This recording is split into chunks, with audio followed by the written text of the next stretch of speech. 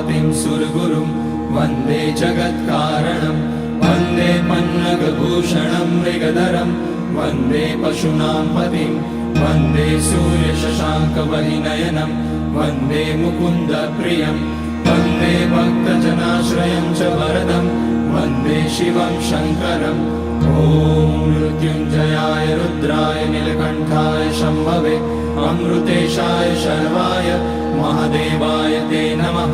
नमस्तेस्तु भगवन् विश्वेश्वराय महादेवाय त्र्यम्बकाय त्रिपुरान्तकाय त्रिकाग्निकालाय कालाग्निरुद्राय नीलकण्ठाय मृत्युञ्जयाय सर्वेश्वराय सदाशिवाय श्रीमान् महादेवाय नमः।